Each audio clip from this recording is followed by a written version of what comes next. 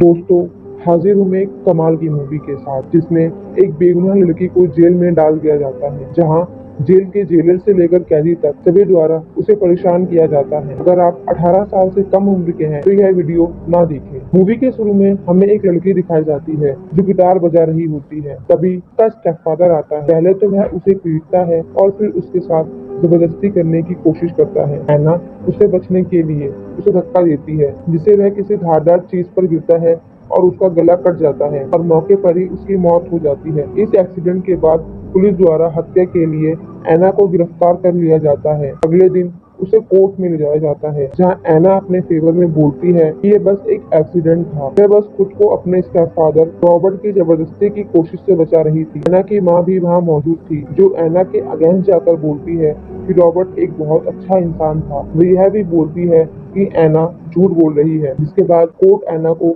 4 साल की सजा सुनाती है और उसे जेल भेज दिया जाता है। जेल की स्थिति अच्छी नहीं थी। उस जेल के कैदी 2 ग्रुप में बटे हुए थे, व्हाइट ग्रुप और प्ले ग्रुप। व्हाइट ग्रुप के लीडर का नाम कोडी था और प्ले ग्रुप के लीडर का नाम जॉय था। जेलर का नाम फ्रैंक था, जो सभी को जेल के नियम समझाकर वहां से चला जाता है। जेल में ऐना को एक लड़की जिमी के साथ रखा जाता है, जो ज्यादा बात नहीं करती और ज्यादातर अकेले ही रहती है, लेकिन ऐना को देखते ही वह उसकी तरफ अट्रैक्ट हो जाती है। अगले दिन जब सभी कैदियों को कंपाउंड में ले जाया जाता है, तभी वहाँ व्हाइट ग्रुप की लीडर कोडी उसके पास आती है, उसे अपने ग्रुप में ज्वाइन होने के लिए कहती है। बाकी कैदी उसे परेशान ना करे। ऐना उसे मना कर देती है, जिस पर कोडी कहती है कि ऐसा नहीं हो सकता, ये जेल वैसा नहीं है जैसा कि वह सोच रही है। वो कहती है कि उसे किसी एक ग्रुप को चुनना होगा, वरना वह इस जगह ज्यादा दिनों तक टिक नहीं पाएगी। इस पर ऐना कहती है कि उसे किसी की मदद नहीं चाहिए, वो बस अकेली रहना चाहती है। ऐना के मना करने से बाकी लड़कियां कोडी की तरफ देखने लगती है, जिससे उसे गुस्सा आ जाता है। उसे लगता है कि ऐना ने उसकी बात ना मानकर सबके सामने उसकी बेइज्जती की है। जिसके बाद कोडी अपनी टीम की लड़कियों के साथ मिलकर ऐना को बहुत मारती है। ऐना जब वापस जिमी के पास आती है तो जिमी उसे हमदर्दी जताने के बहाने यहाँ वहाँ टच करती है, जिसे ऐना भी कंट्रोल नहीं रख पाती और उसके साथ इंटीमेट होती है। वहीं जोई की नजर भी ऐना पर थी। एक बार वह उसे अकेला देखकर उसके साथ छेड़खानी करने लगती है, जिसके बाद ऐना समझ जाती है कि बिना ग्रुप ज्वाइन करे वह यहाँ नहीं रह सकती और वह कोडी के ग्रुप को ज्वाइन कर लेती है। कोडी ऐना को जोई से बदला लेने के लिए फिर ऐना जोई से जाकर लड़ती है।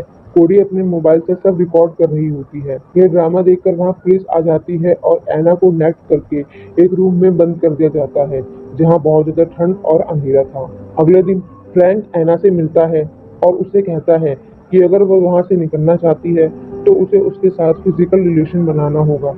ऐना उसकी बात मान लेती है और फ्रैंक उसका फायदा उठाता है।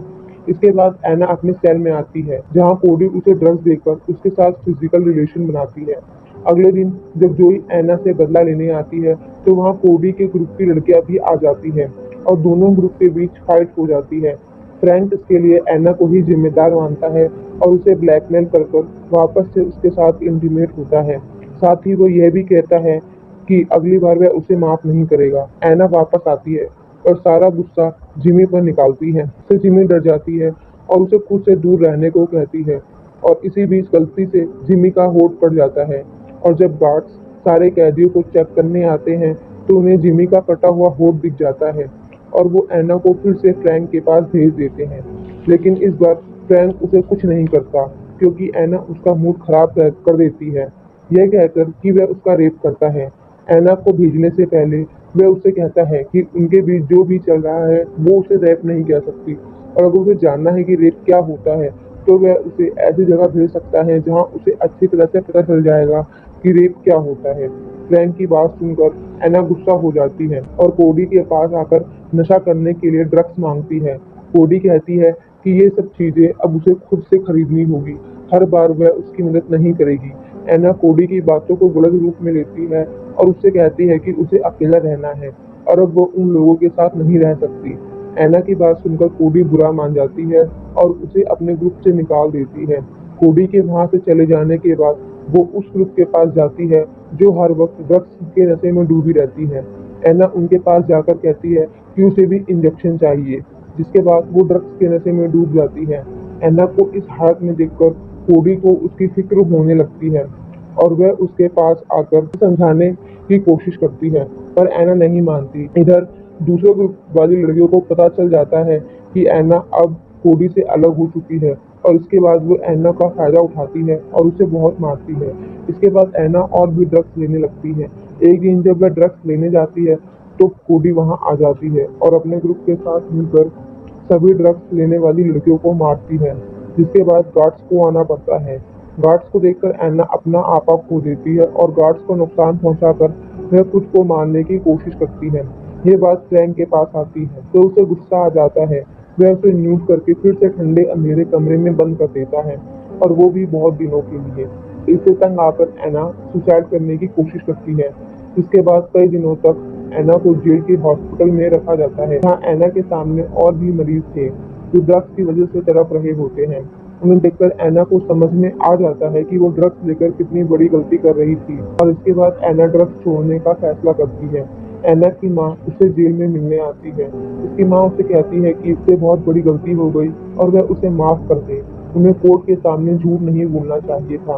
वह अपनी गलती सुधारना चाहती है और वह कुछ भी करके ऐना को जेल से बाहर निकाल कर रहेगी। अपनी माँ से मिलकर जब ऐना आती है तो फ्रैंक उसे अपने ऑफिस में बुलाता है और उससे उसकी तबीयत के बारे में पूछता है। ऐना उससे कहती है कि वह उसके शरीर के साथ जो भी करना चाहे कर सकता है, बदले में वो उसे बाकियों से सेफ रखे।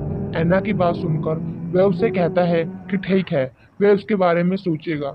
ऐना के वापस आते ही कोडी को पता चल जाता है कि ऐना फ्रैंक के साथ मिल चुकी है और इस बात से गुस्सा होकर कोडी ऐना के फेस को काट देती है, जिसके बाद ऐना समझ जाती है कि कोई उसकी मदद नहीं करने वाला और वो जैंग के पास जाकर उसे अपना साथ हो रहे सारे गलत कामों के बारे में बता देती है।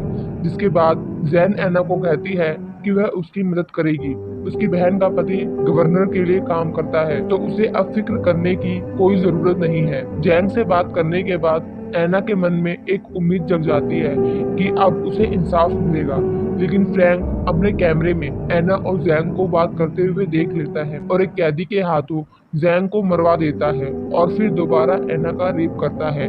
जब ऐना अपने सेल में बैठी हुई थी तब उसे एक लेटर मिलता है जिसमें लिखा होता है कि जल्द ही उसकी जेल की सुनवाई होने वाली है। इसके बाद ऐना डिसाइड करती है कि जब ऑफिसर्स उसके बेल के टाइम इंस्पेक्शन के लिए आएंगे तो वो फ्रैंक का सच सबके सामने लाएगी और सबूत के लिए वो कोडी के पास जाती है और उससे उसका फोन मांगती है।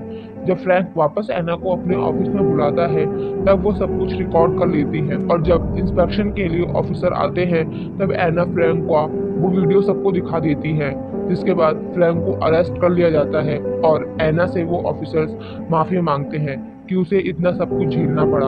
वो ऐना की बहादुरी के लिए उसकी बेल को अप्रूव कर देते हैं और यहाँ पर मूवी का एंड हो जाता है।